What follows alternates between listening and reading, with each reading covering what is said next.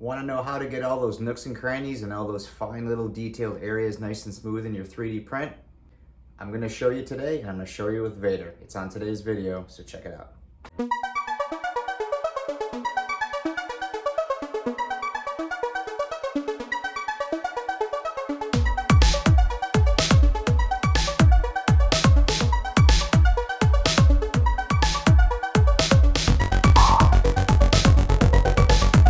Hey, what's up everyone? Thank you for tuning in today. This is Darkwing Dad, and I am bringing you a pretty in-depth explanatory video. I'm gonna highlight some of the fine sanding, intricate sanding that I had to do on my Vader helmet here. Obviously, it's still not done. It is a work in progress. I decided to kind of put this video together. I'm taking some segments out of my Vader Part 2 build and really just kind of condense them into a fine sanding video. So obviously it's one question that I've seen a lot, and a lot of people ask like, hey, how do you get in all these nooks and crannies? What advice can you give me? What do you use? Yada yada. So that's what this video is going to cover. So to give you a little bit of a spoiler, without getting too much fingerprints on here, here's how the Vader helmet stands, and you can see that it's pretty smooth. There was a lot of detail in the top of this helmet, okay? It's not perfect, it's good. It's just a display piece. No one will ever see the top of that helmet. I literally just did what I did for this video. So I'd say it's probably about 90% smooth. It's pretty good. Keep in mind, anytime when you're painting and adding clear coat, that is gonna fill things in too. So I pretty much got this helmet to where I'm very confident that the paint is really just going to kind of take care of the rest. I don't know why you're looking at me here. I don't mean to be a weirdo, like, oh, hey. But you can see it's pretty smooth. There's a couple waves and a couple things here and there, but like I said, I always go heavy with clear, so a lot of that's going to be filled in, so I'm not too worried about that. I'm going to explain all that in the video. So let me cut to a couple segments here. We're going to start with this neck strap here, and then we're going to work up to all the fine sanding and everything that I did in the Vader helmet, so check it out. All right, so first things first, I'm showing you this neck strap. Now you're probably looking at it and going, man, that doesn't look as good as the Vader helmet. I know. The reason why I'm showing you this is because there's a couple tips that I want to give before we even get into sanding. So when I was making this project, I basically wasn't really worried about, I guess, it being too smooth, if that makes any sense. What I'm getting at is I printed this at a layer height that I probably shouldn't have. I should have wanted a finer layer height. So that's like the number one tip I can give you if you are printing something that has this much detail in it and you're trying to retain it or you're going to show it off. I'm not overly worried about this piece because you're never going to see it. I literally only printed it because it's going to help hold the helmet on the mount. But this piece here just has a ton of detail. And the number one tip I can say is if you're going to print something like this, print it at a finer layer height.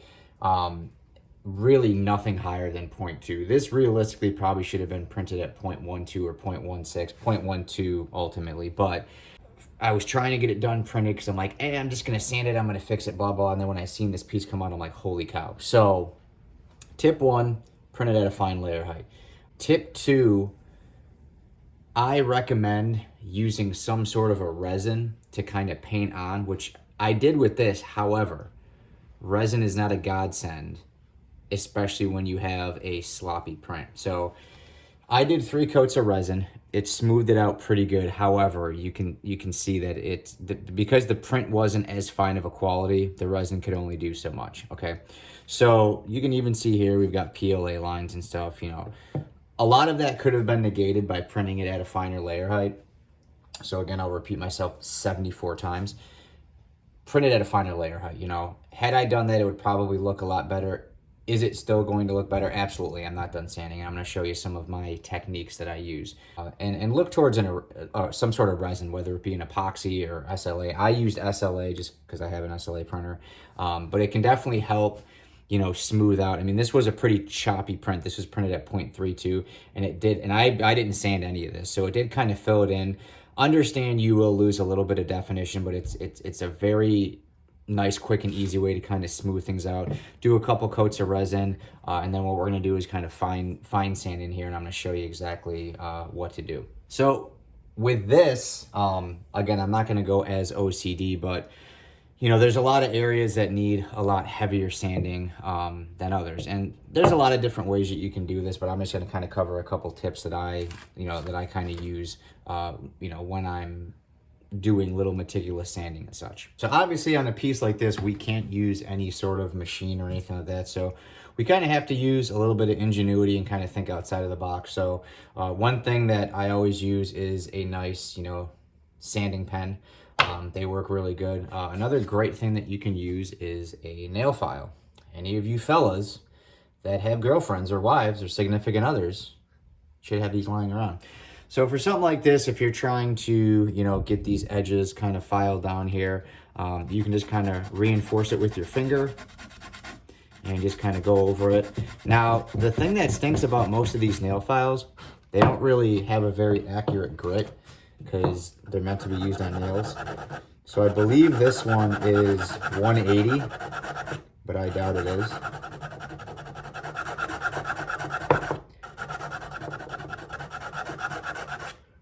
So you can see it kind of knocks it down, you know, cool. You can also go right to a sanding pen. You know, they have different grits that you can get. So you can see here, we have 80, 120, 180, and 240. So we've got a little bit of everything here. So this one, I believe, is 120. So, you know, you can just kind of go over it like this. If the nail file isn't working, and this is working a lot better. See, it's knocking it down really nice. Where the nail file does come in nice is in between areas like here, because it's, you know, you can't really get a pen in there. So this is where this comes in nice, where you can do that.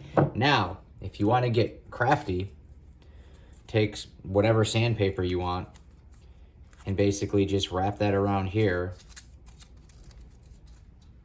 Boom, go to town. So same little tip there, still using the nail file, but if it's not aggressive or too aggressive, you can grab some heavier sandpaper, like this is 180, or you can grab some lighter sandpaper, wrap that around there, get in there with those crevices, you'll be able to get that nice and smooth. Now, when it comes to the top part of this, and I'm not gonna go too crazy because I have more in-depth video on doing the top of the Vader piece, but there's only so much you can do when you're dealing with little millimeters and centimeters trying to get in here. There's no easy way to do it. You can try pens, you can try different things. Oftentimes the problem when you use a rigid tool like this and you start going in here is you really end up scratching the heck out of it. You gouge the either the plastic or the primer. Usually it's the primer. So really what I recommend is doing the sandpaper fold technique. And really what's nice about this is, you know, when you have a piece of sandpaper, you can fold it once, you can fold it twice. The more times you fold it, the more rigid it gets. So if you need something really rigid, you can just get right in there and it'll start knocking that down, okay? You know, same thing with all these crevices and everything. Am I going to go through and do this right now on camera? No. But I did on the actual Vader helmet itself. Again, what's nice about sandpaper, so you can take this and let's say, example for a piece right here. So this is, I think, 220. Yeah, this is 220. So you can take this, rip it into a smaller piece, fold it over. There we go. So, you know, and I'm not using super aggressive sandpaper. I'm not using 80. I'm not using even 120. This is just 220. And like I said, what's so nice about it is you can get in all these little crevices. You can use that edge to get into all these areas where really no tool is going to be able to get in there. Sometimes the free hand is just what's going to work the best for you. Just kind of go over that a couple times. you can already see how it's getting smoothed out. So essentially what you would do is do that throughout this whole piece. And that's what I recommend. That really is the best way to do detail sanding. You can just get so much more with taking sandpaper and basically creating your own template and squeezing it in there. There's no way. I mean, you could take this, you could take, you know, detail sticks, sanding sticks, whatever you want, but you are so limited to getting in there, you know. I buy these sanding Q-tips, and it's like I never use them. Like, what? I mean, it's not gonna. No matter what you do, it's not gonna work the same as just folding sandpaper and just having diligence and going at it. I wish there was a tool that could do this. And like I said, if you print at a finer layer height and you can apply a decent coat of resin, you can eliminate a lot of this, but ultimately you're still gonna have to do this. If you have a print such as this and you're trying to keep all that detail, you're gonna have to sit there, and on pieces like this, you're gonna have to take the sand, see, and like this one's really small, so you're gonna have to go with like an even tinier piece of sandpaper, double fold it, and just go at it. And that's there's no other way around it. It's the easiest way to do it, and it really isn't that long. I use the Bondo brand filler primer, and really what I recommend doing on a piece like this is, you know, printing it at a fine layer height, adding a couple coats of resin, sanding the resin over once, and then doing 2 to 3 coats of filler primer, and then do what I'm doing here. Again, yes, you are going to lose a little bit of definition. A print painted will never, ever look as crisp and as clean as just a raw print. Like something like this Iron Man helmet, whenever I get it done, it'll never look crisper than what it is as a raw print. After you sand it, after you add your putty, after you add your filler primer, your paints, your clear coat, and then you wet sand that, it's gonna look different, and that's just the harsh reality of it. So no matter what, no matter how OCD you are, you're gonna lose definition in your prints. The idea is doing this, going back over all of these little intricate areas, is gonna knock that filler down, that filler primer down, and bring some of that definition back. You're not just glopping it on, loading it on, and then leaving it. You're actually coming through and refining these edges and cleaning them up. Much as we all want there to be a magic tool that you can go through all of these crevices with, it just doesn't exist. You will have to take sandpaper, you know, and again, you can do things like have your own tools, like, you know, take a nail file, and again, and this will work, you know, wrap this around here, and if you're trying to get in some intricate area, it will still work to a degree.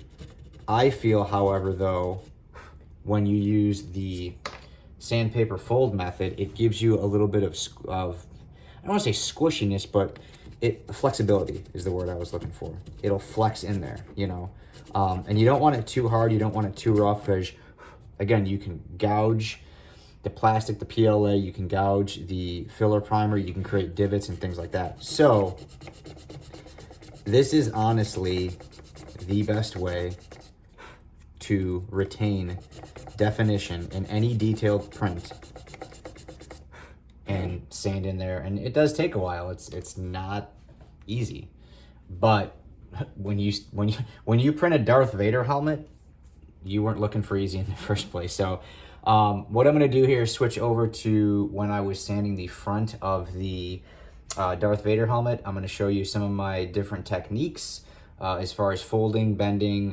intricacy of the helmet, and how I went about getting all of those little areas and crevices smooth. So check this out.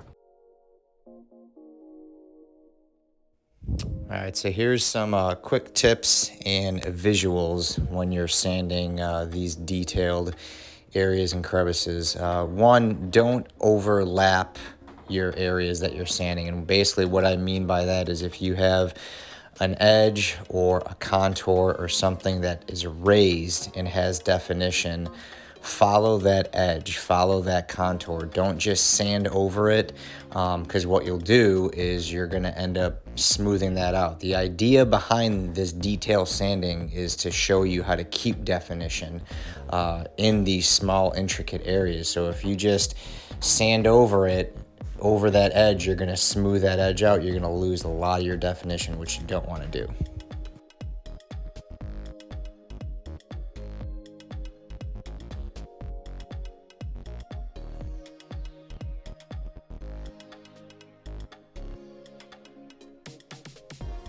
In this method that I'm using, both with the glazing putty and the filler primer, the beautiful thing about this method is you don't really need aggressive sandpaper, and you don't want to use aggressive sandpaper. One, because you're just going to strip all of your work off. The idea is to allow the putty, and when the time comes, the filler primer, you want that to build up. You want it to just slowly fill in those small little blemishes that you have.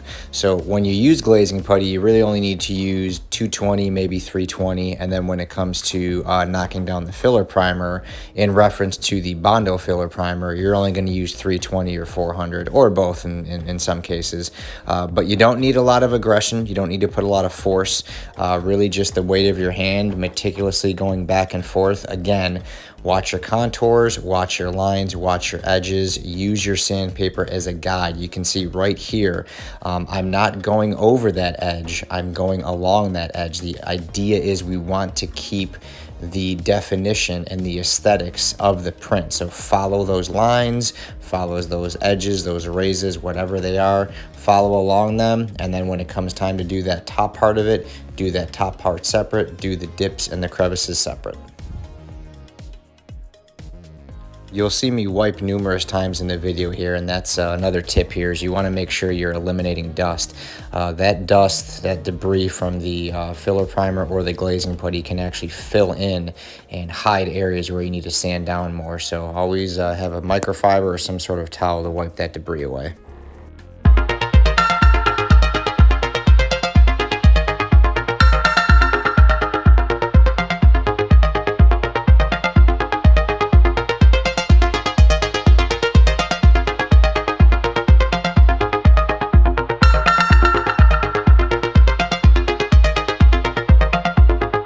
Sander or something small like a little jig tool or something. Understand they're never going to get in some of these areas here, especially when you have curved dome pieces. You know, you use a detail sander, it's going to have a flat edge. So on a curved surface, there's going to be more contact on one area than another. So what's going to end up happening is you're going to create more tension, you're going to generate heat.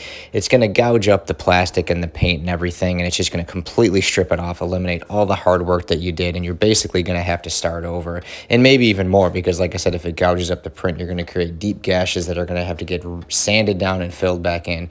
Here with this intricate piece where the head kind of meets the top of the Vader attachment piece, whatever you want to call it, you know, the tips of your finger, you know, it acts as like a cushion or a sponge. You're going to be able to get in there, get that contour, and knock down those areas that you need to without stripping the filler primer and putty off. So in some aspects, a detail sander can come in handy, and it can definitely help you out. However, in the finishing aspect and with just very intricate pieces with a lot of curves and dips and stuff, a trained hand and some diligence can actually outperform a detail sander any day of the week.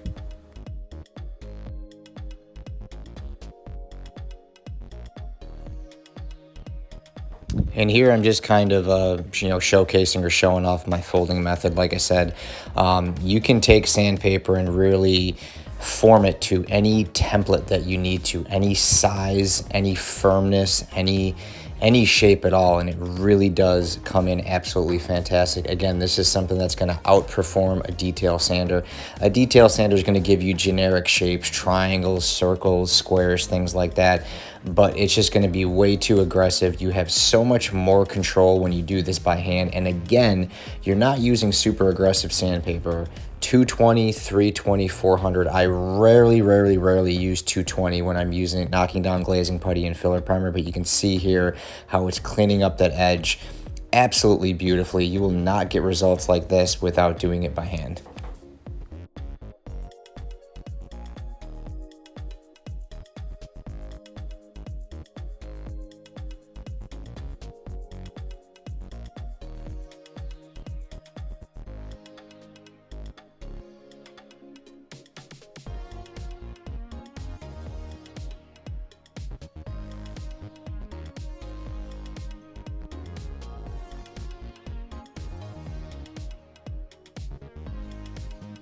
And you can continue to see here that, just keep going over it. You'll knock that down more and more, get rid of all those PLA lines, make it look nice and smooth. And essentially I repeated this throughout the whole helmet until the majority of the glazing putty was all knocked down, using different sizes of sandpapers, different angles, following those lines, basically everything that I kind of mentioned in the beginning here.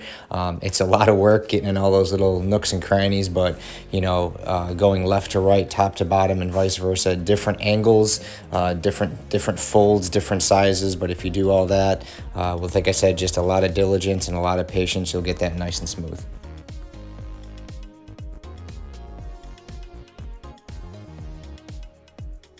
Here we've got a really tricky area where we've got some tight curves and tight crevices, but again, same rules apply. I just folded that sandpaper into a really, really small piece, a really sharp edge. I just turned the paper at different angles, worked it at a different angle and degree, and was able to get it all nice and cleaned up.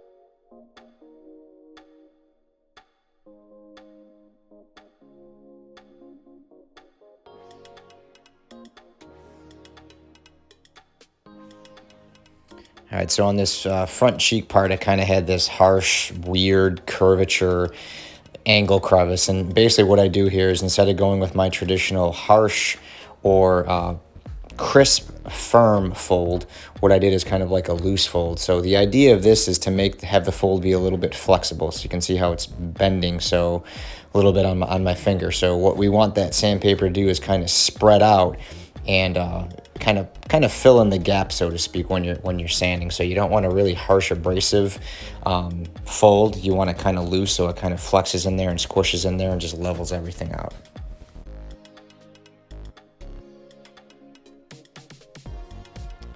And then again, same thing for the nose. Again, using your finger kind of like a sponge. So you've got a intricate little, curved area, and nothing is really going to work better than the tip of your finger.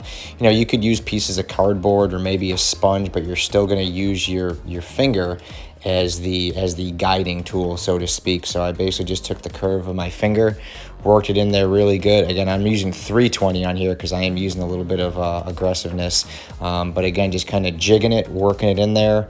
I actually kind of take this piece out and fold it into almost like a rounded triangle to really get in there. But after probably about 5 minutes of sanding in there, the whole nose piece was completely flat, completely smooth. It looked great and was ready for primer.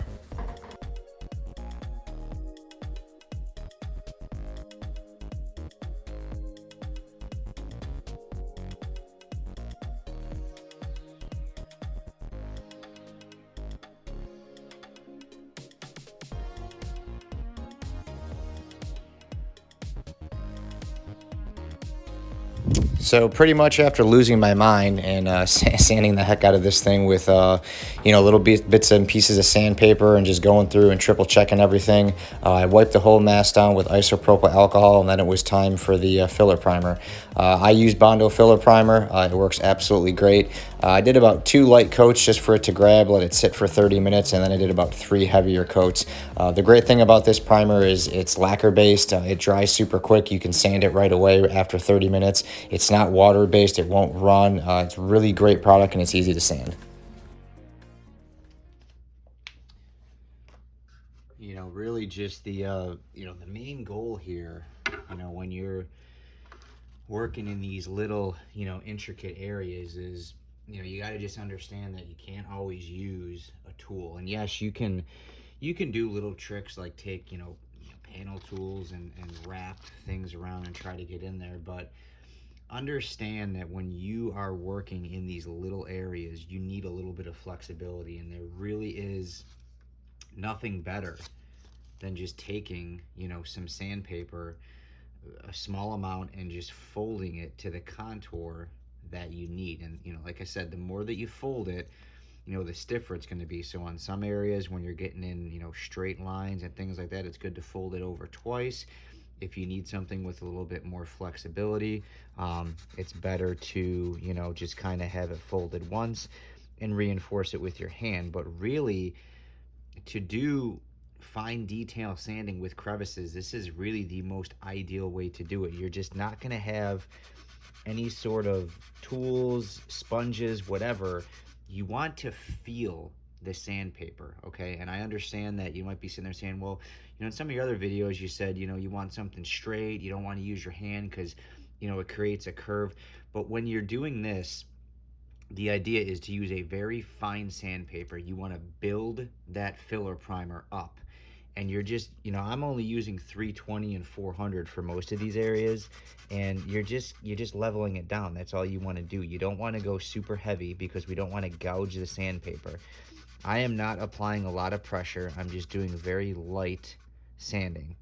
And it's always good to have some sort of towel or something close nearby, because especially with these gray primers, you kind of tend to lose the visual of what you're going for. So let me grab a towel. So always keep one nearby, that way you can wipe it and you can kind of see, okay, what else do I need to work on? So you can see these darker areas here, like, okay, I either have to knock those down or get them close to where when I put filler primer back over them, it's going to fill it in. But again, just different angles. And you have to have patience when you do this. It is not going to be done with big pieces of sandpaper or machines or tools. A lot of it is just using the tips of your fingers and the fold of the sandpaper. I'm not going to worry too much about that because I know that the filler primer will fill that in. But, areas like here, you basically just have to fold this. And again, you don't want to use super aggressive gritty sandpaper because a sharp fold like that is going to create tension and it's going to create gouges. So you just want to go very light, and you don't really want to apply a lot of pressure. It's just the motion of the sandpaper is all you want to do. That's all we're trying to create. And don't be afraid to rotate your model. Never attack it from one angle.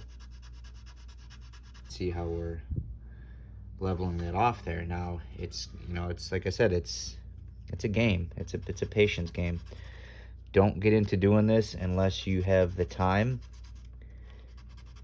and the diligence to do something. You can see me rotating over because as you push one way, the sandpaper is going to start to fold in one direction. So you flip it over and then you get the angle that's a little bit sharper.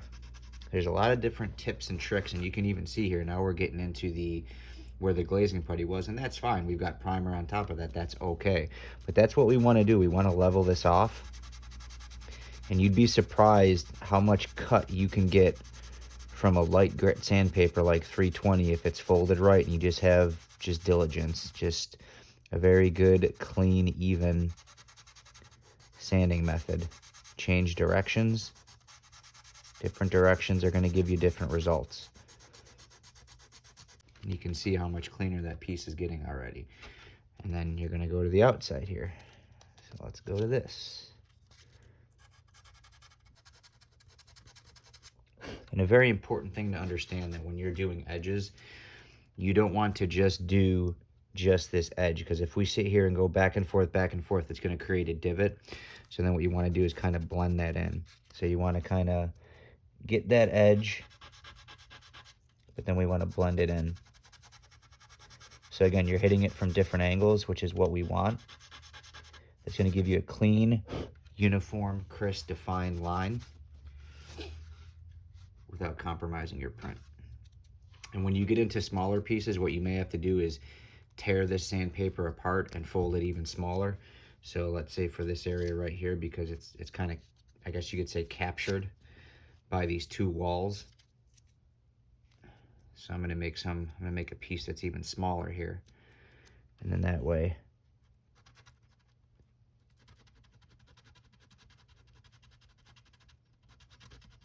so I'm focusing more on this side here. Fold over to the other side and focus on that side. Now, some areas you can use a sanding pen. My issue is sanding pens can be a little bit restrictive. And the sandpaper, most of the sandpaper that I've seen, it only goes down to about 220 or 240, so it's a little bit aggressive. So I really just like to do this method here, and then sometimes I'll try to angle the sandpaper a little bit here, try to recreate that edge.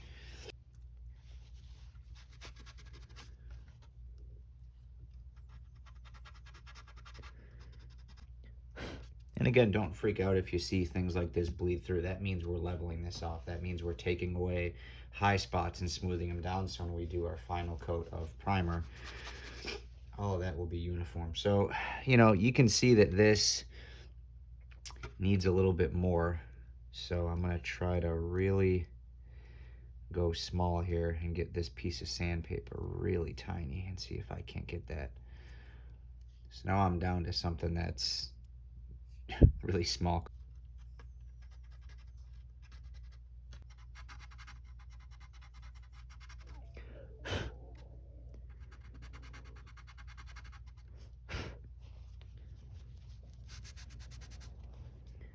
But I was able to level that down pretty good.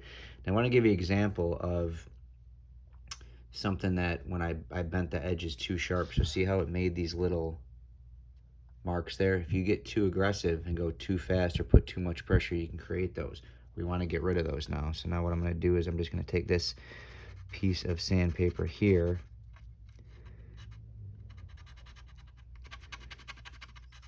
and just try to level that off. They're just little things that you want to look out for when you're doing this method, because like I said, you are creating a very firm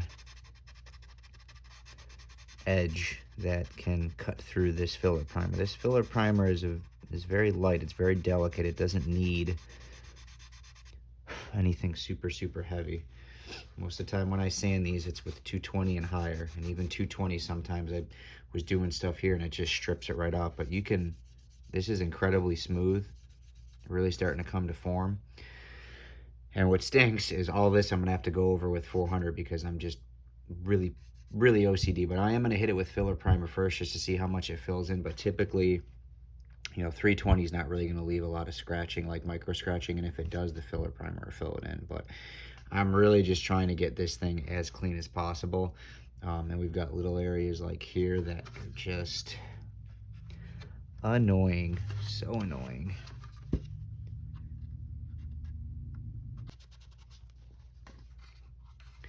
But it's looking better, and I guess it really just depends on how OCD you are. Like I said, this is all going to be covered, you know, and I know that once I do my final layer of filler primer, once I get some paint on here, you guys know I go heavy with clear coat, this all should fill in pretty good. But really the idea is just to go through all this stuff and clean this up. So have a good look at this here, all these areas that I got to hit up, see how they look now.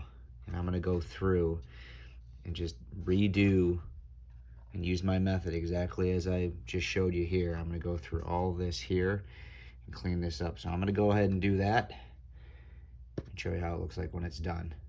Stay tuned.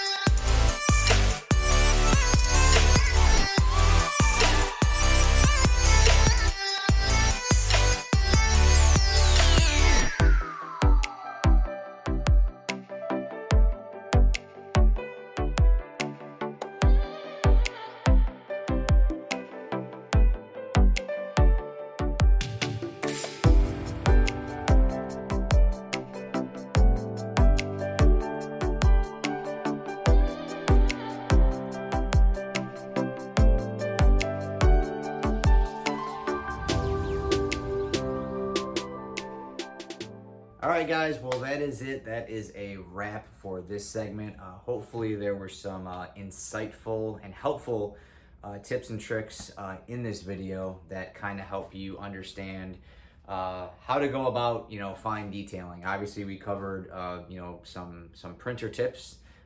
Don't print things at a 0.32 layer height if you want to get good definition. I'm kind of glad that I did it because there's a lot of people that, they print certain things and they're like, how do I fix that?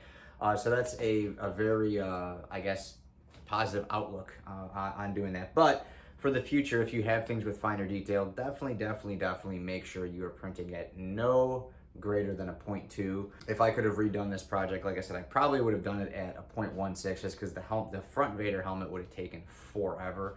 The dome piece back there looks fantastic. That's ready. They're both ready for paint. It was just too humid today. You can see I'm getting a little glossy here. It is hot in this place. So, but that will be another video later on in the road. Hopefully later this week I'll be able to get a little bit of paint on these guys and get this project going. So I tried to cover as much things as I could. Like I said, a lot of things you could do. Sometimes you got to think outside the box, doing things like using nail files, using plastic razor blades or other straight edges, things to kind of get in those crevices. But I'm telling you, nothing really does work better than the old folding some sandpaper and getting in those crevices. Having a little bit of diligence and that keen eye for detail will really help. If you follow all those tips, follow everything I did, use those products that I recommend, you've seen how good the front of the Vader helmet turned out. They all should turn out that way, but you can definitely save yourself a little bit of time if you capitalize on those tips. That's it, guys. I'm done for today. I hope you liked the video. If it helped you or gave you any good insight, give me a thumbs up. If you're a subscriber, thank you so much for supporting this channel. We're at the push to 1,000, so let's get there. If you're not a subscriber, please click that subscribe button. If you have a comment, question, concern, or just want to say hi, leave me a comment in the comment section. I always try to reply back. If you guys aren't commenters and you want to shoot me an email, if you guys do have any questions, or if you are using a method that works better than mine, let me know so I can give you a shout out. But that's it for now, guys. I'm going to get the AC turned on in here because I am dying. I'm going to finish sanding this down. Look for more updates on this and the painting. It's going to be in the Vader Part 2. Which is going to be up very soon. As soon as I get this thing done, Vader 2 is going to be up, so you'll see how good this actually came out. I'm going to make my fingertips bleed sanding this with some folded sandpaper. But that's it for now, guys. I'm going to get going on this. Leave me a comment, and until next time, we'll see you then. Later.